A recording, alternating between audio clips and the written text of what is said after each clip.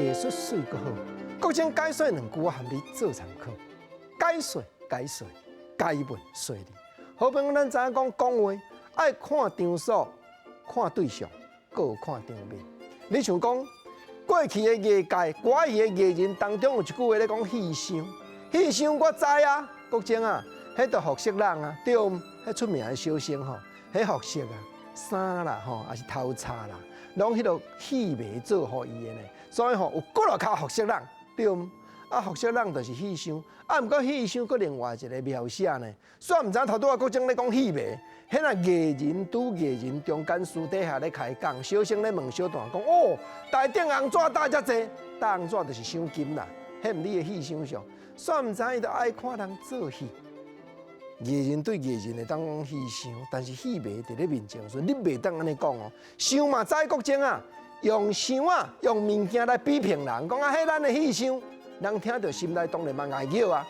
啊，若面对面咧，歌戏的艺人面对面咧介绍讲，这我的戏迷，人伊会甲对方提高身份，讲这我的朋友。哦，朋友即句足普通的话呢，啊，毋过真正有学者，清华大学社会系导论文。硕士论文咧写讲哦，原来歌艺的艺人咧称呼戏迷，人对面咧讲这朋友，所以讲话爱看场所，讲话爱看时机。搁再来举另外一个例，讲话看时机啦，代志发生吼，咱上界好啦，有迄个新命，通好来讲家财，对啦，有迄个新命，就是讲吼，啊，搁安尼脱过劫数，啊，搁会当谈遮良西啊良西，讲家财，家财。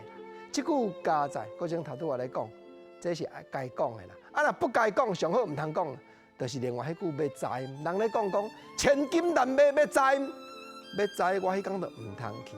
去到迄个复杂的场所，看讲吼人咧跋筊，啊，着知己的咧招，啥物吼跋到尾吼，因夜情出来开吼，毋知即当阵我倒伫咧病院。国情啊，你讲这伤寒，对。